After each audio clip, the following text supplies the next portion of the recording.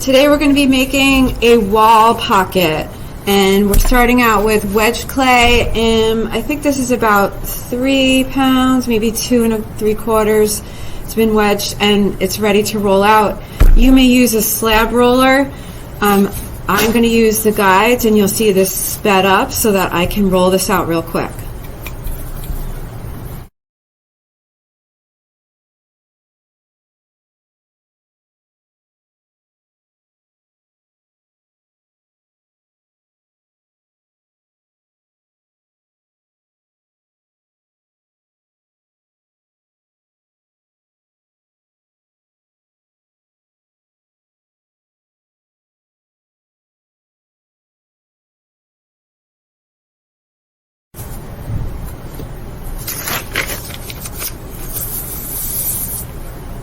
Alright, so now you have it about 1/4 inch thick, and you have an edge around it to use this square template, which you'll be given in class.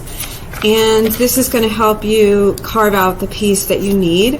You can go bigger. I will have bigger pieces if you would like. I'm going to use the smaller piece, or actually this fits pretty good, so let's give it a shot. This is just origami paper, and I'm using it to just provide a template for myself. Let me just roll this out a tiny bit more. I think I could get just another squeeze out of it, just to make sure I get all the corners. Just adjust for your template as best as you can. And you can then use your tool to carve out around. This paper wants to curl up. So you're just going to make this into a tile shape, basically. Big tile.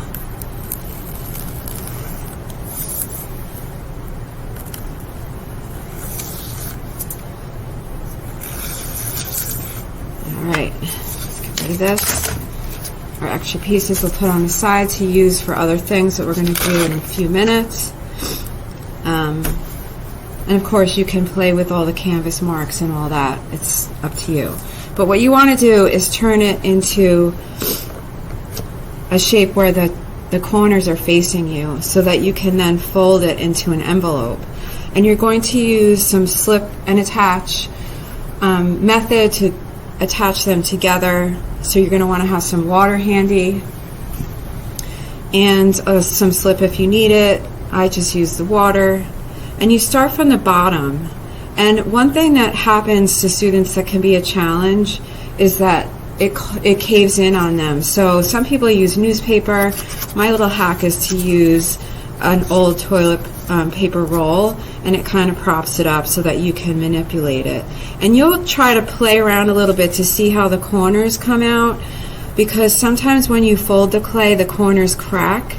This is not meant to be a watertight vessel where you're going to be putting, wet flowers in it or something. It's really meant to be a dry situation, because there will be leak holes here.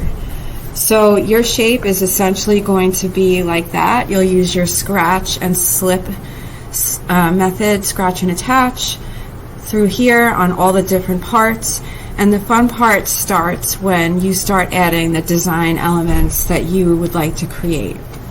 There's different schools of thought on this. You can do texture and design before folding it.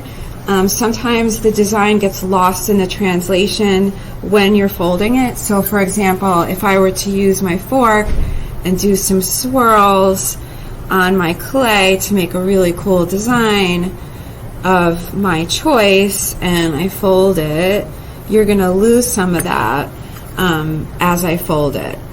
So you might want to just think about your design before you start folding and how you want it to play out. Looks like a giant cannoli, which is always good. So pretend like I did the scratch and slip, and we'll just go from here, and then you can start carving in. So you'll be provided a whole bunch of tools and ideas and found objects to create a random design of your choice. And I would love to see you think outside the box and do something unexpected and wonderful. Have fun, artists, and definitely don't make it a cannoli.